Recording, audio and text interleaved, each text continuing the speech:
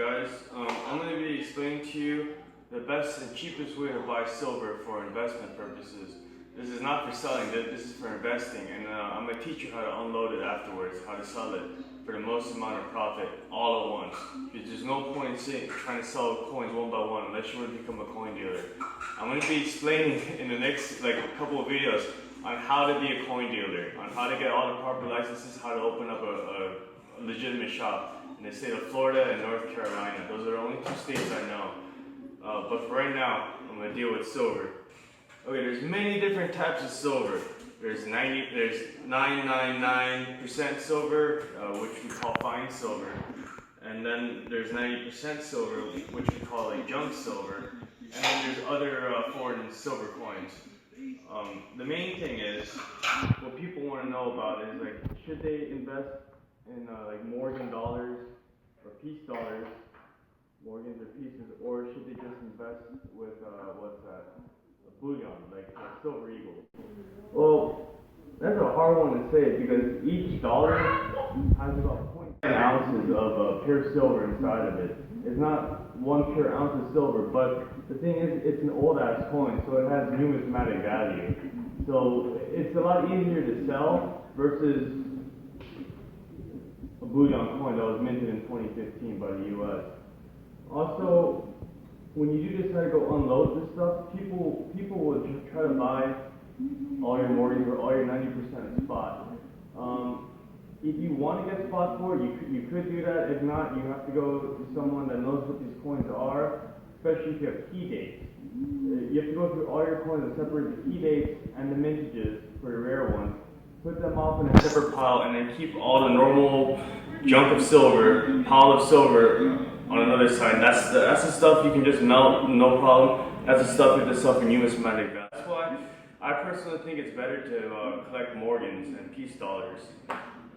But also, when it comes down to bullion can be sold for over spot a lot easier because people know what it is. It's exactly 31.1 grams and it's made by a country. So it's kind of a trade-off. That's why it's better to keep both. But if something were bad to happen, like shit hit the fan scenario, there's no point in collecting dollar coins or silver bullion because you don't want to give one of these coins for a loaf of bread. You want to go give them a dime. Okay, so you see the Morgan dollar, the 50 cent, 25 cent. This is a Cuban dime, but it's the same thing as a US dime. The Cuban, all Cuban silver coinage and gold coinage was printed in the US on, US patchets and stuff. So these are US coins. It's the same amount of silver as a US coin. And this is, I just threw this in there because it's a rare coin from the Philippines. When the US used to own the Philippines. Okay, so like I said, this dime amount of silver is 0.07 pure troy ounce of pure silver. So which comes out to be $1.25. Since today's date is Saturday, May 27th, silver is at $17.31 for bid, for buying price. So if you were to sell it, it's supposed to be $17.41.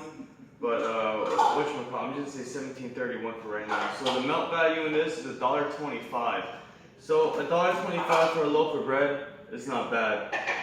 Quarter. When you move up to a quarter, the quarter has 0.18 pure silver inside of it. So that's about $3.13 right now. I'm gonna show you this coin silver app, so you can easily determine what US coins are silver and what US coins aren't silver. It also has the coinage for the silver in Canada as well. Okay, this you can find on the App Store. It's called just the silver calculator from in the Android App Store. I don't know anything about Mac because I don't have a Mac. But yeah, it has all the coinages listed and the description and the melt value and the years that it is silver. Same thing with the quarters. Every single quarter is the same. Every single half dollar is the same. And then it tells you what Eisenhowers are silver, because a lot of people come in with these Eisenhower dollars thinking they're silver and they're not. And these JFK half dollars are kind of tricky. Only the 1964 is 90%. After 65 to 69 is only 40% silver. And these war nickels are really tricky because they came out during the World War II era, but they're only 35% silver. It needs to have a P, S, or D. Philadelphia, San Francisco, or Delaware, minted on top of the Monticello Dome. If it doesn't have it, it's not 35% silver. And this is the rest of the Canadian coinage, and it tells you what years they are, what you got to look for you not to get burned on copper nickel. I see a lot of videos out there of people going to garage sales, or people trying to go do these buy things and saying like you can find these coins everywhere. You're not. The main thing when I go to garage sales or like flea market and stuff like that, and people are selling silver and jewelry, it usually comes like in a broken chain or something like that, and you got to be very careful unless you know what you're doing to buy these things. The problem with sterling silver is when a dealer goes to melt it at a refinery, you only get paid about 65% to 75% in silver. So we throw this on a scale. It's 70.5 grams. Kill it. Okay, so it's 70.5 grams at 65% of 925. It comes out to $23.59. That's what the refinery is going to buy it at. But what you can sell this to normal people is $36.29. So yeah, selling silver back to the refinery is not really a good thing, especially like scrap silver. That's why it's better to keep with coins, because with coins you can at least get 90% of the pure silver price. And that's why people collect coins. The last thing I'm going to be talking about in this video is foreign coins. So foreign coins aren't really good for investment purposes because it can be taxed by the IRS because it's not U.S. currency you're holding on to. It's not face value because this is only $1 by law when it's actually like $17.41 in the melted silver.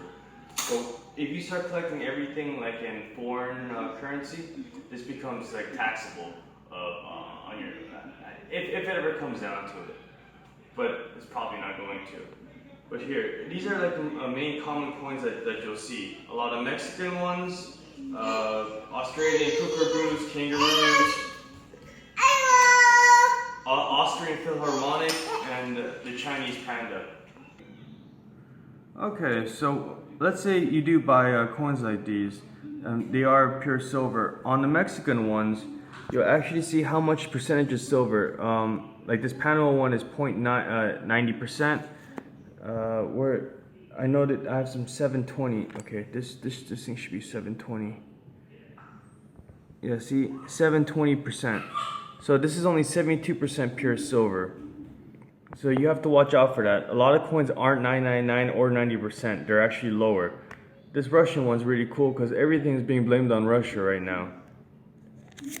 And then we have this Australian kangaroo, 9999. It's 19 higher. It's supposed to be a little bit pure, but it's the same thing. When it comes down to value that you buy for. And this is the Chinese panda. These are way over spot when you go to sell it. When you purchase it, try to buy that spot if you can. But there's so many fake Chinese pandas. You can go online and tell how to verify these things. Like the 2001 panda doesn't have any kind of inscription in the center thing right here. And when you do see coins on 2001 model with like center writing in the middle, you know it's a fake coin. That type of deal. But this comes with years of experience. Try to avoid these things at all costs if you can, because you'll probably get burned when trying to buy this. And don't ever buy these from China. Hey, I'm going to be doing a giveaway for an ounce of silver. These are generic round or bar, your choice. 1 ounce, 31.1 grams each. Whatchamacallit? Oh, this one's not real. Okay?